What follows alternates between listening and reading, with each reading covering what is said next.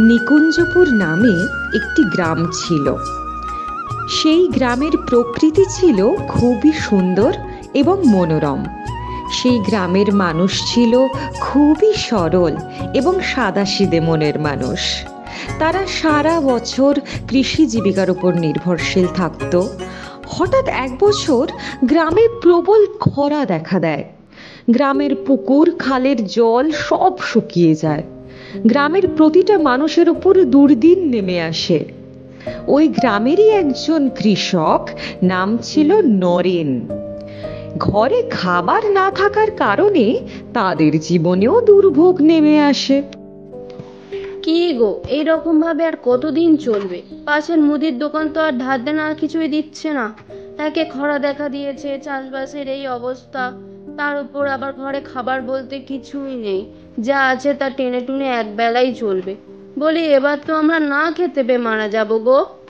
এত চিন্তা করো না গিন্নি, উপরে একজন আছে, সে ঠিক একটা না একটা উপায় বার করে দেবে। এই বলে চাষি জঙ্গলের দিকে রওনা দিল।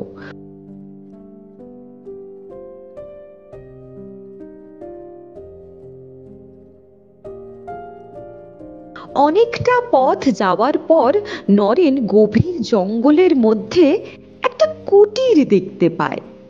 ঠিক তার পাশেই দেখলো একজন ঋষি ধ্যানে বসে আছে। নরেন ওইদিকে এগোতে যাবে, এমন সময় ঋষি বলে উঠল, এত ঘন জঙ্গলে তুই কি করতিস নরেন? সাধু বাবা আমার নাম জানলো কিভাবে? ঋষির মুখ থেকে নিজের নাম শোনার পর নরেন একটু অবাক হলো। তারপর সে বলল, বাবা, আমাদের গ্রামে খরা দেখা দিয়েছে। পুকুর খালের জল সব শুকিয়ে গেছে। আমরা চাষ করতে পারছি না। খাবার মতো বাড়িতে কিছু নেই। যেটুকু আছে টেনে টুনে একবেলা চলবে। তাই জঙ্গলে এসেছি কাঠ কাটতে। কাঠ কেটে বাজারে বিক্রি করে সেই টাকা দিয়ে কিছু খাবার কিনে নিয়ে যাব। ও, এই ব্যাপার। তুই কোনো চিন্তা করিস না, সব ঠিক হয়ে যাবে। নিশ্চিন্তে বাড়ি ফিরে যা। আর হ্যাঁ, তুই যে কাজ করছিস সেটাই করতে থাক। তুই এর ফল একদিন না একদিন ঠিক পাবি।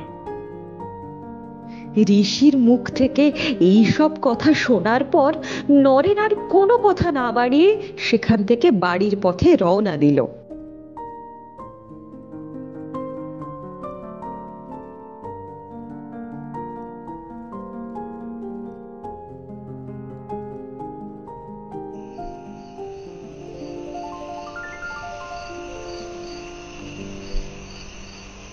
এ তো দেখছি দিন গড়িয়ে সন্ধে হয়ে গেল। লোকটা যে কোথায় গেল কে জানে।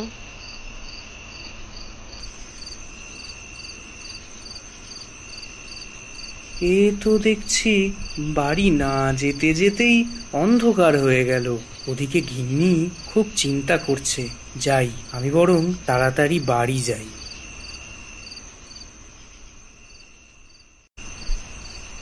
গিন্নি, ও গিন্নি। বলি, এই তোমার আসার সময় হলো? দিন গড়িয়ে রাত হয়ে গেল। কি করব বলো গিন্নি, জঙ্গলের দিকে গেছিলাম, তাই আসতে একটু দেরি হয়ে গেল। ও, এবার বুঝলাম। তা খাবার মতো কিছু পাওয়া গেল গো? না গিন্নি, এর পোড়া কপালে কিছুই জুটলো না।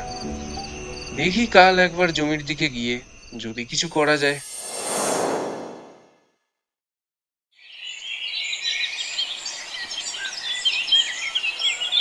তুই কোনো চিন্তা করিস না, সব ঠিক হয়ে যাবে। নিশ্চিন্তে বাড়ি ফিরে যা। আর হ্যাঁ, তুই যে কাজ করছিস সেটাই করতে থাক। তুই এর ফল একদিন না একদিন ঠিক পাবি।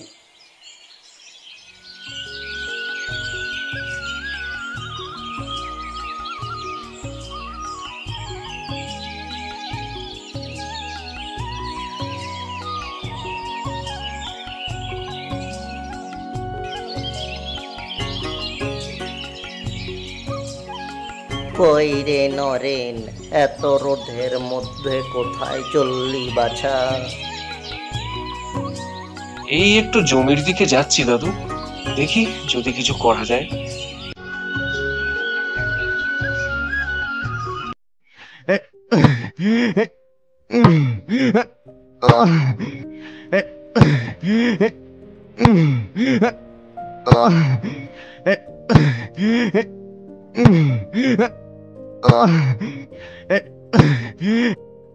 হে ভগবান, এই পোড়া কপালে কি কিছুই জুটবে না? আমরা কি না খেতে পেয়ে মারা যাব?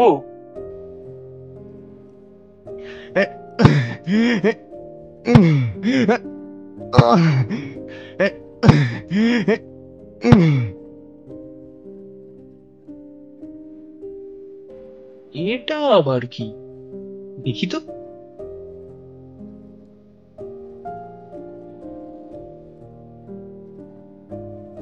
আমি বরং এটা বাড়ি নিয়ে গিয়ে গিন্নিকে দেখাই। গিন্নি, ও গিন্নি, কোথায় গেলে গো?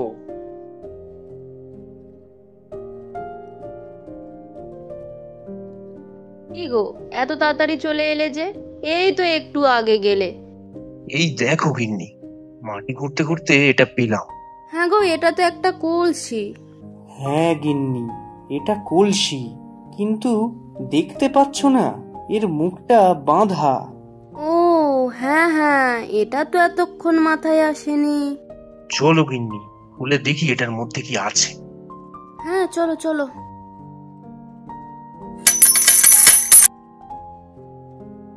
উমা, এ তো দেখি সোনার মোহর গো। উফ গিন্নি, আস্তে আস্তে আস্তে কথা বলো, বাইরের লোক শুনলে অসুবিধা আছে। আচ্ছা বাবা, ঠিক আছে ঠিক আছে। বলি শোনো না, এবার আর আমাদের খাবারের কোনো কষ্ট থাকবে না বলো? হ্যাঁ গিন্নি, হ্যাঁ, শুধু তাই নয়, আমাদের ভালো ঘরও হবে, আমরা ভালোভাবে থাকতেও পারবো। তাই না গো, আমার ভাবলেই কেমন একটা হচ্ছে। এরপর থেকে তাদের আর কোনো দুঃখ কষ্ট রইল না। এমনকি তারপর থেকে নরেন ও তার স্ত্রী গ্রামে গরিব মানুষদের দুঃখ কষ্টে তাদের পাশে দাঁড়াতো, তাদেরকে সব রকমভাবে সাহায্য করত। আজকের গল্প এখানেই শেষ।